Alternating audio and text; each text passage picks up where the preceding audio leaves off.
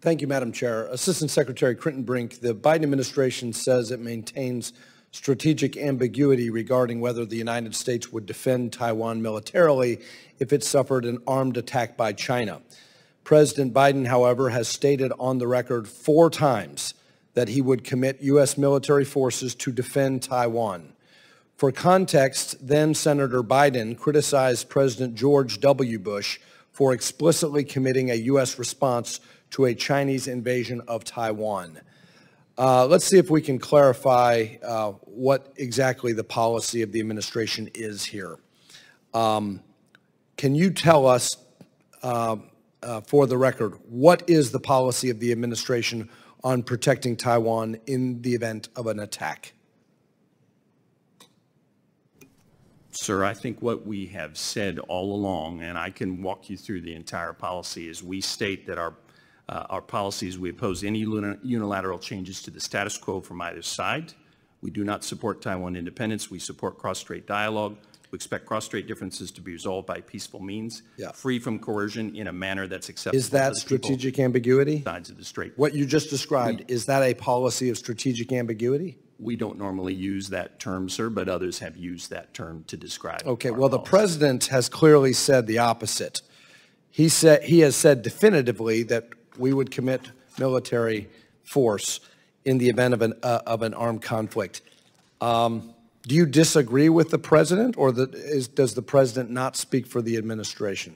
Congressman, the U.S. One China policy has not changed. The president himself has said repeatedly that the One China policy has not changed, and he said it, to my understanding, most recently after the Woodside Summit. I know that as well, when some of these questions were previously asked in September of 2022, the National Security Advisor spoke to this from the White House podium as well, and he said that there has been no change to our policy, and the president was not announcing any change to U.S. Clearly, policy. the administration is speaking out of both sides of its mouth, and maybe that is ambiguity. Maybe that's why we call it strategic ambiguity. Former late Prime Minister Shinzo Abe said the United States should end its strategic ambiguity with respect to Taiwan. Do you disagree with the former Prime Minister?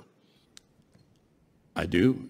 Changing our long-standing One China policy that has stood the test of time for the last 45 years has helped ensure peace and stability across the Taiwan Strait. Do you believe that clarity about red lines and intentions is useful or harmful to deterrence?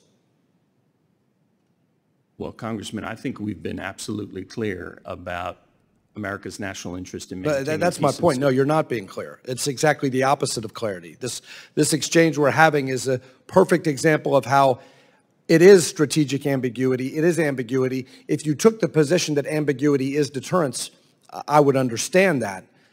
But it's clearly not clear. It is unclear. And that's why Asian leaders like the late Prime Minister has encouraged the United States to abandon this dithering or this dissembling, this lack of clarity. And so President Biden deserves credit. At least he's trying to clear up the matter. I wish the State Department would follow the Commander-in-Chief's lead here. Let me move to another question. Assistant Secretary Clinton Brink, in the readout of President Biden's meeting with General Secretary Xi in November, President Biden apparently called for restraint in the PRC's use of military activity in and around the Taiwan Strait. Since that meeting, the number of PLA Air Force incursions crossing Taiwan's air defense identification zone have been steadily increasing. 72 in January, 86 in February, 139 in March, 157 in April. Do you feel General Secretary Xi is abiding by President Biden's call for restraint? What I believe, Congressman, is that China has stepped up its pressure directed at Taiwan. I also believe that our deterrence and our contributions to deterrence, those are real. They are effective. Doesn't look like it. We believe that conflict is not. Doesn't look like it. Looks like the incursions are going up. Looks like Beijing is not at all deterred by tough words from President Biden at APEC. Doesn't seem to be making a difference. In fact, it looks like it's going in the opposite direction.